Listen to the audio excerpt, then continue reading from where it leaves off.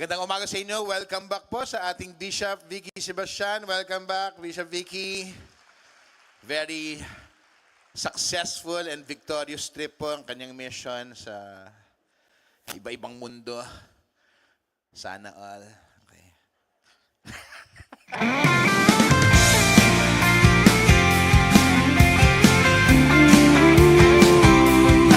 Amen. So God is good. All the time. Konti na lang. Papunta na tayo doon. Amen. Thank you, Jesus. Alam nyo, kita nyo naman yung title natin, Saved by the Belly. Ako na naman ang tinignan nyo. Belly na naman. Anyway. Okay, so pag-uusapan natin, tignan mo nga yung belly mo. Belly. Kasya ba tao dyan? Hindi, no? Baby, pwede. Pero anyway, ang pag-usapan natin ngayon is about obedience. Say obedience. Parang yung iba, obedience na naman. Sunod-sunod naman. Alam nyo, napaka-importante talaga. Pag may sinabi sa iyo ang Panginoon, sumunod ka muna. Bago ka umanga. Pwede naman mag-angal ng konti. Pero sumunod ka muna, tignan mo muna yung mangyayari. Hindi yung sabihin sa'yo ni Lord, oh, anak, pumunta ka sa ganito. Naman, doon na naman. Wow. Anyway, we'll talk about the life of Jonah. Let's read in Jonah chapter 1. Very famous na sa inyo to, di ba? Jonah flees from God. Kaya nyo ba gawin yun? Run away from the Lord? Parang walang sumagot, ha? O, punta tayo to the Lord. Okay, sign na natin. The word of the Lord came to Jonah, son of Amittai. Go to the great city of Nineveh and preach against it, because its wickedness has come up before me. But Jonah ran away from the Lord. But Jonah ran away from the Lord. Ewan ko, makaka-relate kayo, ha? And headed to Tarshish. He went down to Joppa, where he found a ship bound for the port. After paying the fare, he went aboard and sailed for Tarshish to flee from the Lord. Yun na naman, run away, thus flee from the Lord. Then the Lord sent a great wind on the sea, and such a violent storm arose that the ship threatened to break up. All the sailors were afraid, and each cried out to his own God. And they threw the cargo into the sea to lighten the ship. So ito pong si Jonah, sa prophet, according to the Bible. Inutusan siya ni God na magpunta sa Nineveh para to share the love of God. Kasi magulo dun. Yung lugar na yon, parang hindi niyo magugustuhan. Kung ordinaryong tao ka lang dun, tapos mabait kang tao, siguro pagpunta mo dun with judgment, baka sumama ka.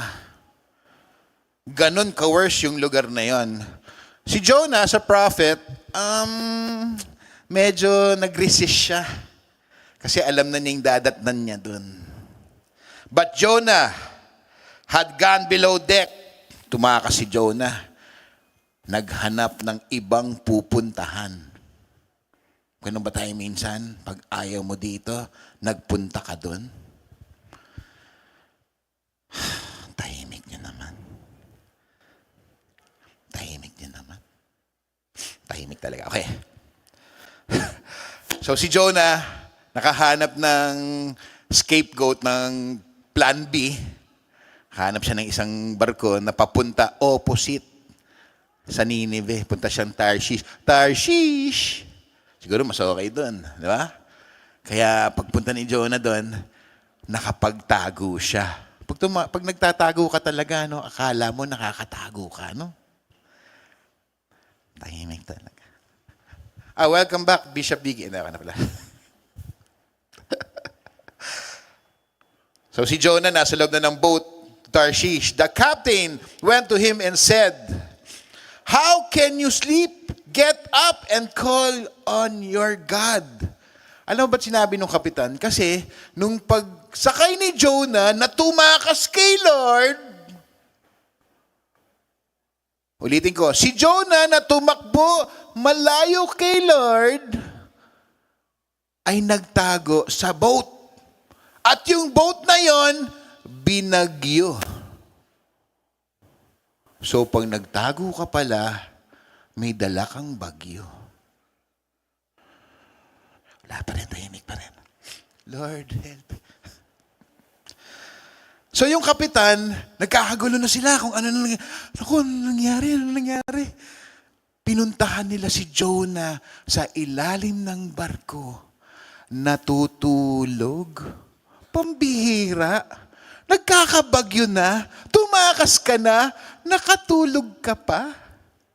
So, isipin mo yung boat. Tapos si Jonah, minsan kasi, no, pag tumatakas tayo, tinutulog mo na lang. Kala mo, sarap ng panaginip mo. Eh, yung paligid mo pala, nagkakagulo na. Dahil sa'yo. Salamat po dun sa umubo. How can you sleep? Get up and call your God. Maybe He will take notice of us so that we will not perish. Then the sailors said to each other, "Come, let us cast lots and find out who is responsible for this calamity." They cast lots, and the lot fell on Jonah, the prophet. So they asked him, "Tell us, who is responsible for making all this trouble for us? What kind of work do you do?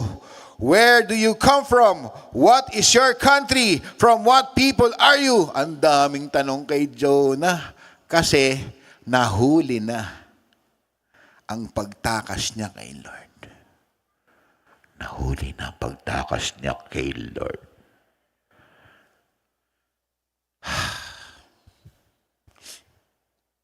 Siyempre, may respeto mo na kay Jonah kasi parang, sige, tawagin mo yung Diyos mo. Hingi ka ng tulong. Eh si Jonah naman, feeling guilty kasi guilty talaga. No judgment, yung mga guilty dyan.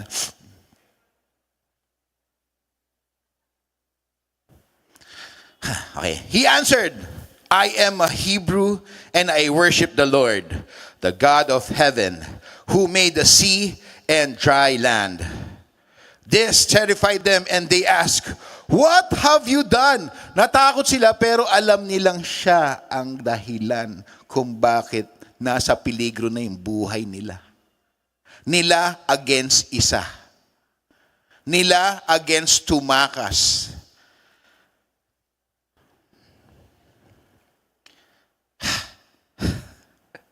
They knew he was running away from the Lord because he had already told them so. So kinuwento na ni Jonah kung bakit siya nandun, bakit hindi naman siya kasali sa boat, tumakas pa. The sea was getting rougher and rougher. Nabagyo yung bata.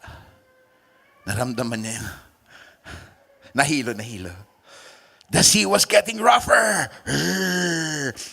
Kasi in-illustrate ko sa inyo, gaano talaga, alam mo yun, delubyo na, may sound effects yan. So they ask him, "What should we do to you?" Sabi mo nga sa tabi mo, "What should I do to you?" Oh, huwag mo i-judge, sabi mo lang, ginudge mo agad. What should we do to you to make the sea come down for us? So si Jonah, bilang tumakas at tumakbo kay Lord, na-guilty, na-konsensya. "Pick me up and throw me." Jonah was talking here, he was speaking here. "Pick me up and throw me into the sea," he replied, "and it will become calm." Alam niya kagad. "I know that it is my fault that this great storm has come upon you." Grabe, ang tapang ni Jonah. Sige, ako na nga may kasalanan. Tapon nyo na lang ako sa dagat para matigil na to. Kita nyo na, nakatulog na siya. Bangungot ang inabot. Itapon nyo na ako sa dagat. Alam ko na to, ako may ako may gawa. Instead, basahin nyo, tignan nyo itong verse 13 ha. Instead, the men did their best to row back to land. So yung mga nadamay niya, lumabas ang pag-ibig sa kanya. Alam na ikaw ang may kasalanan. Anong ginawa ng mga, hindi, sandali, sige, let's try our best, let's try our best. Let's try our best. Okay ba? Nahalata ba yung wave? Let's try our best. But they could not. Ayaw talaga. For the sea grew even wilder than before. Doble na. Then they cried out to the Lord. Naku, bigla silang napatawag kay Lord. Please, Lord, do not let us die for taking this man's life. Eto na. Yari ka na, Jonah. Ikaw talaga ang missing link. Do not hold us accountable for killing an innocent man for you. Lord, have done as you pleased. Then they took Jonah and threw him overboard.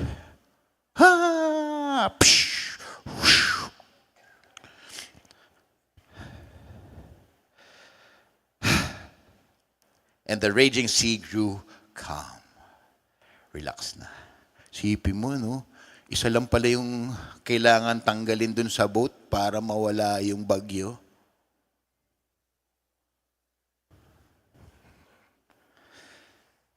At this time, the men greatly feared the Lord, and they offered sacrifice to the Lord, and made vows to Him. Ba? Nagbago pang buhay. Kaya lang, syempre, nakita mo naman yung mga apektado, humingi muna sila ng sorry kay Lord na gagawin nila yun. Hindi naman sila, di ba? Pakunik-kunik. Ito na, number 17. Now, the Lord provided a huge fish to swallow Jonah. And Jonah was in the belly of the fish for 3 days and 3 nights. Thank you, Lord, for your word. Alam niyo po, si Jonah, according to the Bible, prophet, kaya lang, bugnutin. Pwede pala yun, no? Masungit pero anointed. Tinanong ko nga sa nanay ko yun. Sabi ko, pwede ba yun? Masungit ka pero anointed? Gusto niyo malaman yung sagot niya? Sandali lang. Sabi ni Bishop, kasi alam niyo na ang anointing, bigay ni Lord yan. Pero yung character mo, you have to change. Si Lord na bibigay siya. Kaya lang si Jonah, ewan ko siguro may power siya na masungit siya pero anointed. Pero Pilipino, hindi gano'n ha. Walang gano'n na Pilipino. Baka gayahin nyo, pwede pala akong maging anointed. Hindi pwede. Pilipino tayo, lovable tayo, okay? Ang Pilipino, lovable and anointed. Online, bawi mo yung sinabi ko ha. Pilipino, lovable. Never masungit. Sabi mo sa tabi mo, tayo yun. Kaya to si Jonah, nagkataon lang na ugali niya, medyo... Naman, pag sinabi sa kanya ni Lord, Lord, ang dami niyang tanong. Di ka na lang sumunod kaagad. So, ang feeling niya, ang hirap naman ang pinagagawa sa akin ni Lord, pero gagawin ko. Wag muna ngayon. Because there are 3 reasons why Jonah resisted his return to Nineveh. Nakabalik na pala siya doon, kaya alam niya na ayaw na niya bumalik doon. Number 1, please, tayo lahat to, aminin na natin. Meron siyang fear of the Assyrians. Kalaban eh. Minsan, di ba, yung mga hindi mo kasundo, may takot ka ding lapitan sila. Sino minsan hindi mo kasundo? Yung kamag-anak mo.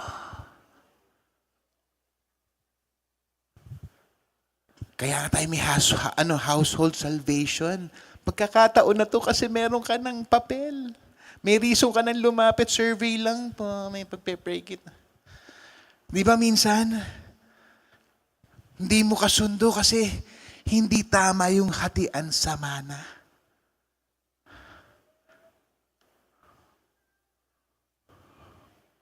Tapos minsan, ayaw mo siya kasi mas love siya ni Mommy at Daddy. Saka mag-anak pa lang yan. Wala pa dun yung kapitbahay mo na mahilig mag-videoke. Araw-araw. Nanonood po sila ngayon. Hello pa. Wala pa dun yung katrabaho mo.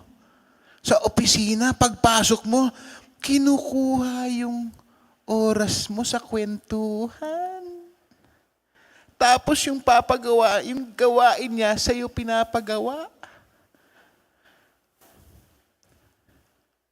Wala pa dyan yung mga classmate mo na pag lunch break, kinukuha yung extra rice mo.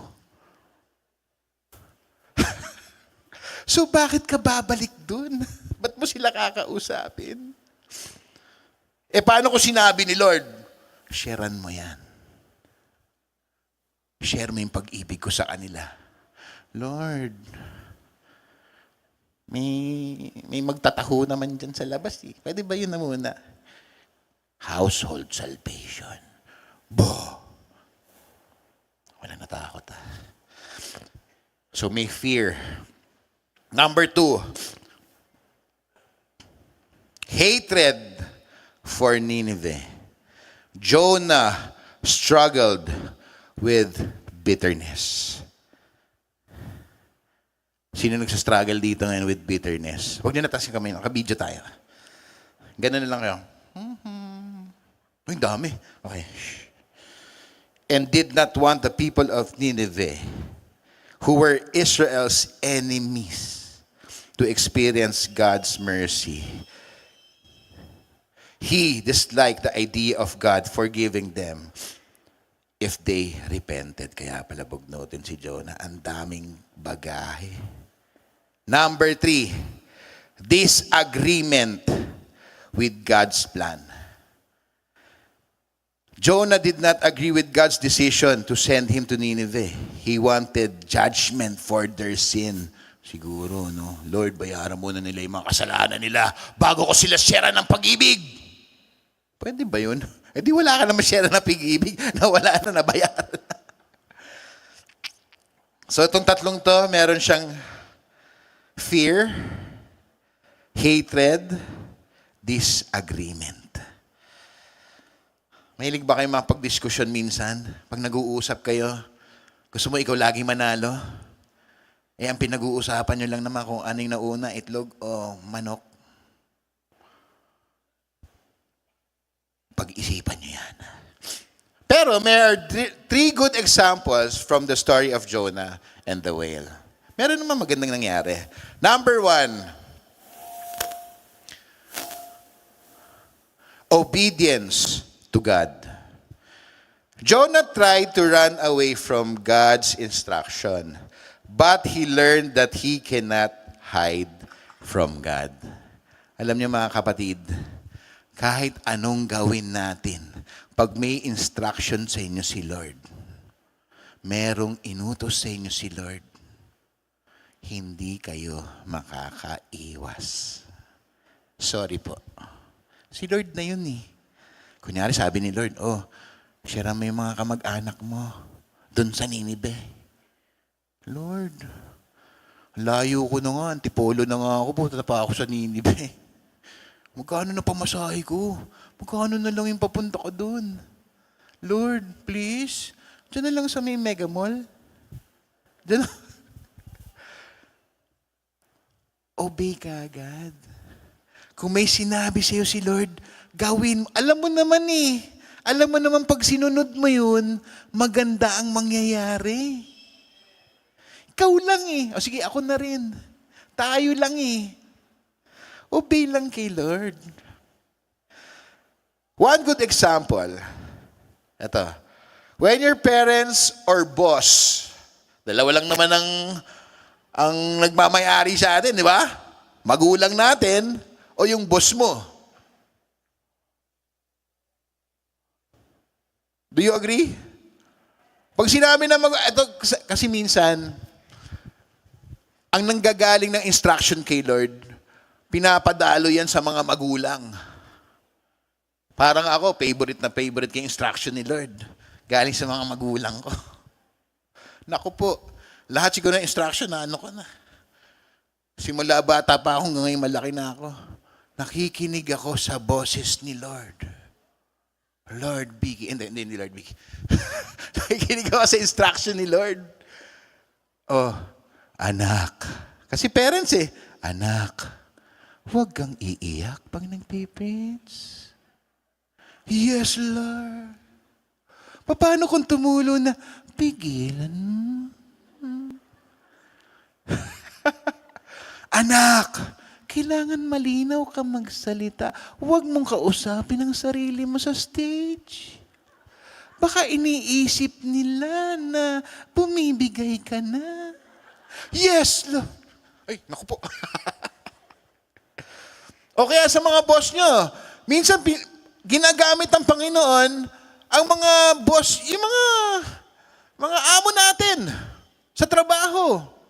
O kahit hindi sila, di naman Christian yung boss ko, makinig ka sa instruction kasi empleyado ka niya. Ginamit ka, nilagay ka dyan ni Lord para ma-bless yung boss mo at yung kumpanya. Ngayon kung ikaw pa yung number one na, ay, kailangan ganito, gumawa ka ng sarili mong kumpanya. Simulan mo sa group chat. O, minsan, hindi natutunan mo paano. Kung mas marunong ka pa sa boss mo, ba't nandiyan ka? Hayaan mong gamitin ka ni Lord na maging liwanag. Kung may inutos sa'yo yung boss mo, Christian man siya o hindi, sumunod ka lang. Minsan si Lord, ginagamit niya ang mga tao para sa commandment niya para sa'yo. Yun yung boses ni Lord. Makinig ka lang. Ikaw ba't ako makikinig dyan? Magna cum laude ako. May kasama pang Magnum, ice cream. Siya, grade 6 lang ang Wag ganun, yun yung boss mo Ba't ako makikinig sa magulang ko? Mas malaki, mas matangkad ako sa Hindi pwede, makinig ka sa magulang mo. Kahit 50 ka na, makinig ka pa rin. Hindi mo born again ng mga magulang ko paano sila mababorn again Ikaw yung hindi nakikinig. Ikaw pa itong pasaway, itong Kristiyano ka, ikaw pa yung pasaway, paano ka magiging liwanag sa mga magulang mo? Ouch! Sorry, ma. I love you, ma.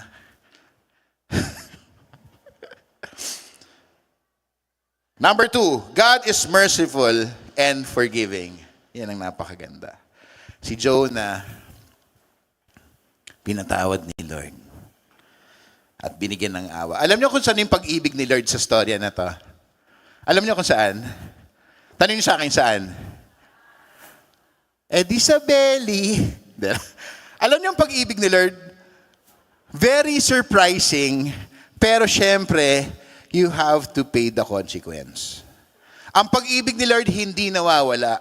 Kaya lang may ginawa kang hindi maganda So may consequence.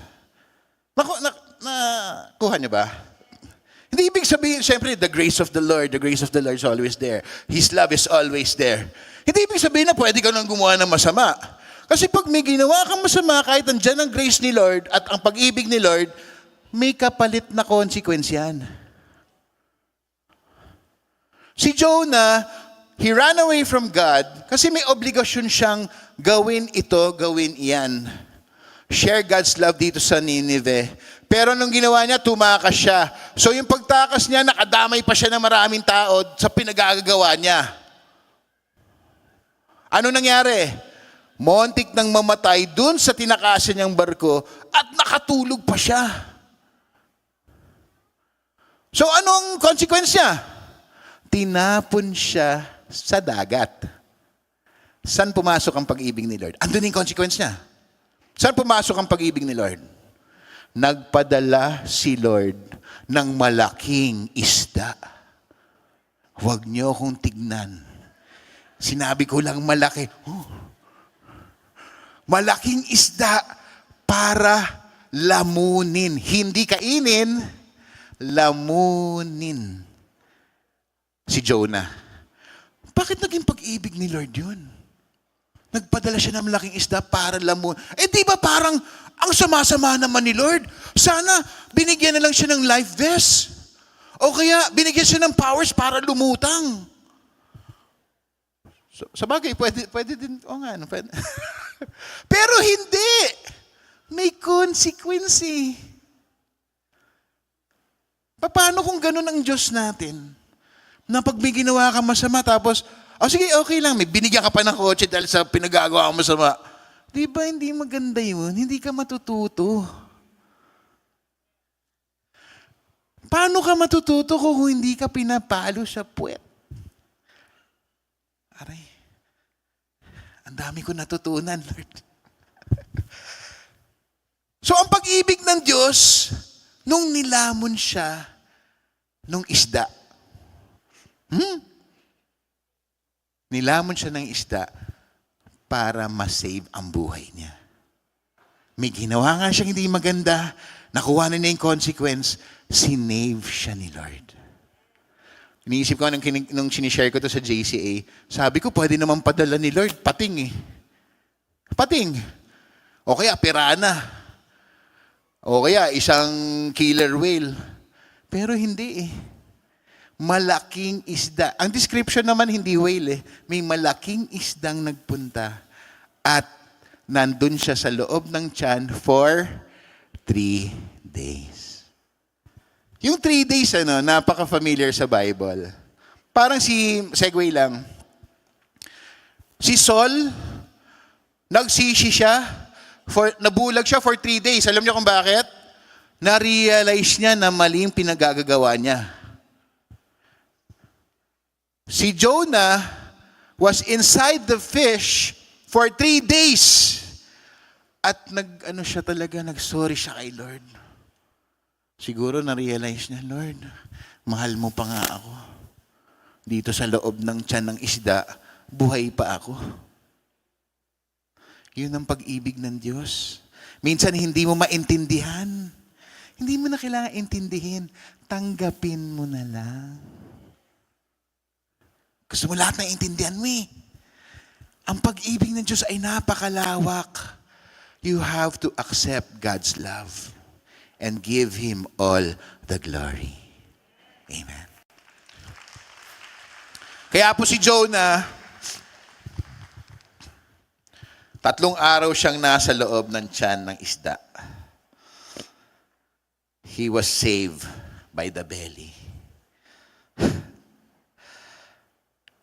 A good example of this is you can make mistakes. Saying sorry or you repent is trying to fix it shows that you're learning and growing. Hindi ibig sabihin na nag-sorry ako na, manghina ako. Hindi. Pag tinatanggap mo yung pagkakamali mo, yan ang simula ng growth mo. Yan ang simula ng maturity natin. Yung hindi, ikaw lang ang pinakamagaling dito. Kayo na lahat ang madumi. Mag-sorry ka naman. Sabi mo sa tabi mo in advance, kaibigan, kapatid, sorry na. Sabi mo, kapatid, sorry na. Bukas ulit. Number 3, God cares for everyone. Eto na. Jonah didn't want to help the people of Nineveh because he thought they were too bad. But God loved them too and wanted to give them a chance to change. Sabi niyo nga, a chance to change. Yan ang puso ng Diyos Pakinggan niyo ako. Ito ang puso ng Diyos na minsan nakakalimutan natin. Papaalala ko lang po ulit.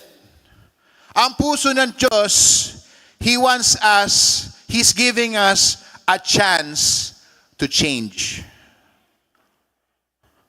Hindi niyo yata narinig po. Ang puso ng Diyos, ang gusto niya, lagi kang may pagbabago. May pagkakataon ang lahat.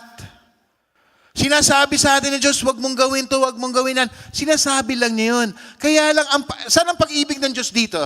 Sa pinag-usapan natin, binigyan tayo ng kalayaan. Yan ang unang pag-ibig ng Diyos sa iyo. Bukod sa hininga na binigay sa iyo sa araw-araw, yung kalayaan na binigay sa atin ng Diyos, sana, ako lang walang judgment, sana wag nating abusuhin. Kasi magagawa mo na yung mga lahat ng gusto mong gawin eh. Party-party, video-video, wordly-wordly, usok-usok, kung ano-ano ginagawa. Kalayaan mo yan. Regalo ng Diyos yan. Kaya lang pag ginagawa mo yung mga bagay na hindi nakaka-glorify sa temple na binigay ng Diyos sa'yo, pag uwi mo sa bahay, praise the Lord, praise the Lord. Tapos amoy insenso ka ng impyerno, paano mo mag-glorify si Lord? Sabi mo sa tabi mo, paano nga ba? Di wag mong gawin yung di maganda. Taas na key of F ba yan? Kaya si Jonah, sige, bugnutin, okay, tao lang di ba? Yun ang karakter niya Pero anointed siya. Siya ang tinalaga ng Diyos para magpunta sa Nineveh, para i-share ang pag-ibig ng Diyos. Pero bugnutin siya. Isang tanong, taas yung kamay niyo talaga, be honest. May bugnutin ba dito? Online? Online. May masungit ba dito? Pagka yun ang tanong ko, wala nagtataas ng kamay. Sino gusto yumaman? No, biglang... Kaya si Jonah, kahit ganun yung character niya, andun yung pag-ibig ng Diyos. Kasi alam ng Diyos kung sino-sino yung mga gagamitin niya para maging instrumento ng pag-ibig niya. Sabi mo nga sa kapatid mo, kapatid, ikaw yata yun. Magiging instrumento ng Panginoon. Ay, thank you, Lord. Ang ganda ng buhay ni Jonah, no? A chance to change. Third good example is be kind to everyone. Kaya paling commandment sa atin in the future. Nakita nyo? Kasi Old Testament to. Dun sa New Testament, love the Lord your God with all your heart, mind, soul, and strength. Preparation to. Basta kasi kayo ng Bible, yung past, present, future. Malalaman niyo yung mga promises niya. Jonah pa lang, ang dami ko na makukuha dito. Ang makuha ko dito, huwag kang bugnutin. Okay. Be kind to everyone, and those who may not always be nice. Everybody deserves love and a second chance. So yung mga pinagkakantampuhan nyo, kung ayaw nyo na madamay ang ibang tao, patawarin mo na. Huwag ka nang bugnutin. Gising ka ng maayos. O naalipongatan ka lang. Huwag ka nang masungit, Joshua. Ay, hindi po ako masungit. Lovable po ako. Sometimes, we struggle. Ako lang po ba yun? Ano yung mga struggles sa buhay nyo? Isipin nyo nga, mabilis lang.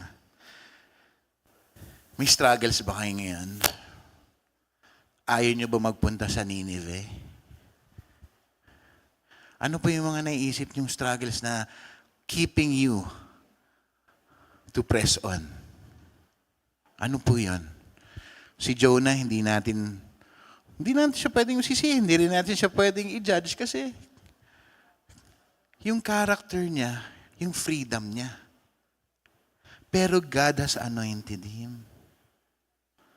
Kaya pag inanoint ka ni God, ingatan mo yan. Hindi na pinapakailaman ni God yung character mo. Kung yung character mong yan, kung gusto mong manatili dyan sa character mo, paano ang tulog mo? Kung lagi kang masungit, paano ang mga tao sa paligid mo binabagyo dahil sa iyo? Paano kung ikaw lang ang magaling at yung iba ang dumi-dumi? Saan ang karakter mo doon? Kaya po si Jonah, nagdasal sa Diyos. May struggle siya eh. Alam niyo, ang maganda nga po sa Bible characters, pag iisa-isahin niyo, makaka-relate tayo eh. Pinapakita sa atin ng Bible kung sino ka. At our time. Si David ka ba? Si Saul ka ba? Si Paul ka ba? Si Peter ka ba? Si Simon ka ba? O si Judas? No judgment. O si Jonah ka? Gusto mo namang gawin yung, actually ayaw nga niya gawin eh. Pero kailangan niyang gawin. Alam niyo po, for 3 days, nasa loob siya ng tiyan ng isda. Pero within those 3 days, he repented. He said sorry to the Lord. Meron nga maganda, we will pray Jonah's prayer. Ang ganda ng prayer niya. Sabi niya, Lord, parang hindi ko deserve pero iba yung pag-ibig mo sa akin. After 3 days, 3 days sa loob ng tiyan ng isda, na napakabango siguro, andun yung laway, andun yung huli niyang kinaing pating na nabubulok sa gilid. Nandun yung mata niyang luwang-luwa at naaamoy mo, sino dito nagpupunta sa farmers pagka namimili kayo, yay, fish. With all the kaliskis, choo. Nare-realize ko nga eh, kung ako si Jonah sa loob ng, dinudge niya na naman ako, sinabi ko, ako lang sa loob ni Jonah. Kung ako lang nasa loob, di ba parang, yuck, so smelly here. Paano ka makakapag-sorry kay Lord kung ang baho ng paligid mo? Paano ka makakapag-isip ng mabuti kung yung mga paligid mo ay laway-laway, tapos icky, sticky? Doon na-realize ni Jonah ang pag-ibig. Di ba minsan nasa sitwasyon tayo na malagkit? May nasa sitwasyon tayo na ang baho? Kasi pinaparealize sa'yo ni Lord. Gusto mo ba dyan sa mabaho o sa mabangong halimuya ko? Gusto mo ba dyan sa madumi o sa liwanag ko? Siguro dilim-dilim dun, no? Saan nyo gusto? Sa tiyan ng isda? O sa JCSGO sa church? Sa aircon? Tapos dito na lang kayo mag-sorry kay Lord. Kailangan mo pang pumasok sa loob ng chance para mag-sorry kay Lord. May ganun tayong mga sitwasyon eh. Yung naipit ka na, pero yung pagkaipit mo, ikaw din ang gumawa. Okay, ako yun. Sorry. Kaya po si Jonah, 3 days. Sorry siya, Lord. Sipin nyo, no? Tikit nyo nga yung mga mata nyo. Imagine nyo, nasa loob kayo ng tiyan ng isda. Huwag mo aminin yung katabi mo kasi baka ma-judge mo pa. Sipin mo, nasa loob ka ng tiyan ng isda. 3 araw. Walang banyo. Walang water supply. Very inconvenient. Very icky. Hindi na kinaya ng bata. 3 days kasi nga naman. Masakit sa tiyan, masakit sa ulo, masakit sa ilong. Pero yung nararamdaman mo, kasama yan sa pag-ibig ng Diyos. For you to realize, mas maganda sa akin. Mas maganda sa presensya ng Panginoon.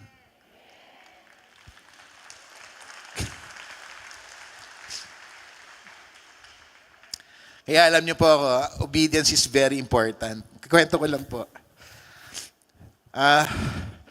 Alam niyo pag nagda-drive kami, pag may pupuntahan kami, tapos kasama ko yung nanay ko, siya laging aming guide. Nung minsan, pupunta kami sa isang lugar, ang lagi kong tinatanong sa directions, kung saan dadaan, nanay ko. Si G, katabi ko. Medyo instructional kasi si G eh. Oh, gumaganyan, ganyan. Instructional.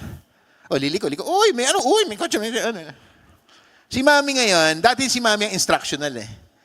Ngayon, si G na yung pumalit. Love yun, G. Wag mo tingnan.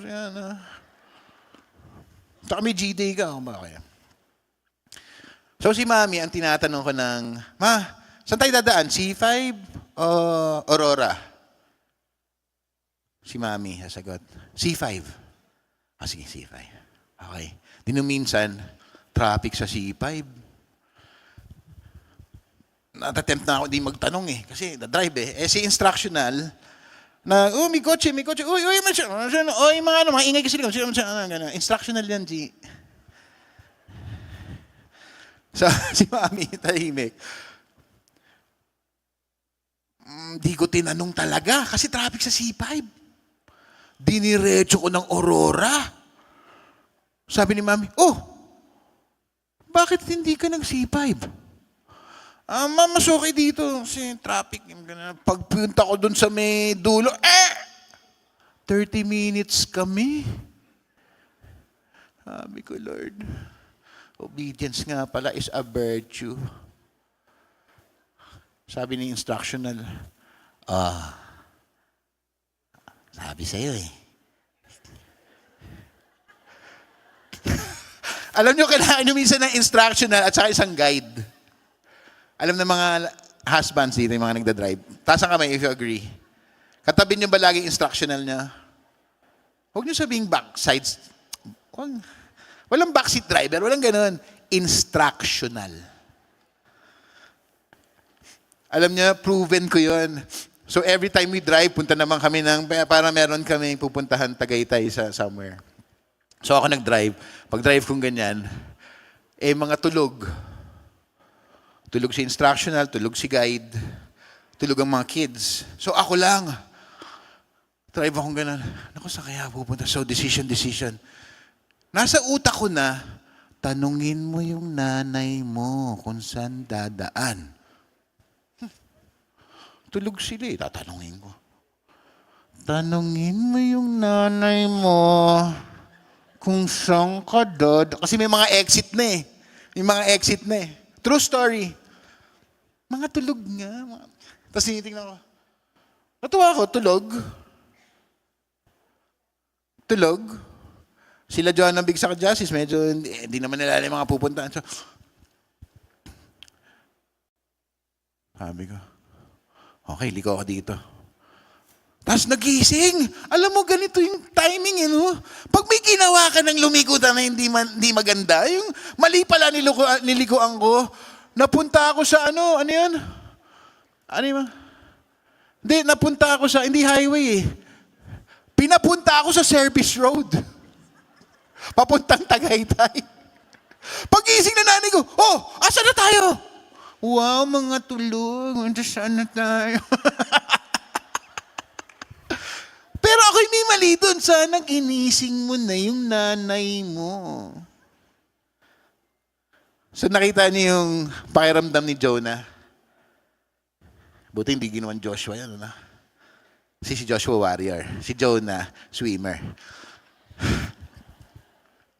Kita mo na si Jonah, hindi muna sumunod. Hindi rin nagtanong. Ginawa lang niya yung gusto niyang gawin. Pero anointed. Pero may mga bagay na, alam mo na, hindi siya sumunod. Anong nangyari? Binagyo sila. Nasisi pa siya. Tinapon siya sa dagat. Kinain siya ng isda. 3 araw siyang malagkit at mabaho. Pero nasa ng pag-ibig ng Diyos? Nung nag-sorry siya kay Lord, na-realize niya, yung isda pala na yon ang makakapagbago sa kanyang buhay. 3 days, after 3 days, niluwa siya ng isda, dinala siya sa Ninive. Kita mo naman ang round trip niya, no? Imbis na relax ka sa bangka, papuntang Ninive, nagpunta ka pang Tarshish, kinain ka pa ng isda para daling ka ulit sa Ninive. Yun ang pag-ibig ng Diyos. May consequence, pero may pag-ibig. Kaya po tayo, bilang mga anak ng Diyos, bilang tao, kung may nagawa kang hindi maganda, sorry ka kay Lord. Huwag mo nang gawin. Sumunod ka na lang. Na-realize ko nga paano kaya kung sumunod na lang si Jonah? Di walang story. Paano kung sumunod na lang si Jonah? Di siguro nakapag-dinner na siya doon ng maayos. Kasi nung nagbumalik siya sa Ninive, lahat ng tao doon nagbago. Na-serve din niya yung purpose niya. Kaya lang, kailangan mo pang daanan to para ma-serve ng purpose. Kung sumunod ka na lang, at hindi mo tinignan, at hindi mo ginudge ang mga ugali ng tao dun, at hindi mo ginudge ang amoy dun, hindi mo ginudge kung ano yung pinagagagawa nila dun, dahil ang trabaho mo lang dun ay i-share ang pag-ibig ng Diyos. Kailangan mo po bang, kapatid, kailangan mo po bang daanan ang tiyan ng isda? Yan ang ginawa sa atin ng Diyos. Pinakita na niya sa krus ng Kalbaryo ang kanyang pag-ibig. Yun ang ibig sabihin nun namatay ako para sa iyo. Sa mga kasalanan mo. Ang sinasabi ng Panginoon sa atin, huwag mo nang abusuhin yung binigay ko sa iyong kalayaan. Huwag ka nang gumawa ng kung ano-ano. Kung gusto mong magpunta sa tiyan ng isda, bahala ka. Kalayaan mo yan. Namatay na ako dyan para sa'yo. Gawin mo naman yung part mo. Ibalik mo sa akin ang kalayaan mo. Kaya si Jonah, 3 days, punta siya sa Ninive. Siguro pag tayo na doon, nagtanggal muna siya ng lagkit. Nagtanggal muna siya ng mga hindi niya magandang ginawa. Ito pa, may tinik pa. May ano pa, tinanggal niya muna. At ginawa na niya yung kanyang mission. Hindi ko sinasabing bumait siya. Dahil nasa Bible medyo ganun pa rin ugali niya. Pero ang importante dito, sumunod ka muna.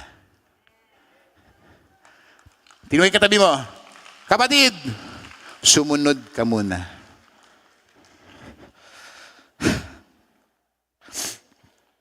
Kaya alam nyo, napakabait ng Diyos. Tama yung kinanta natin kanina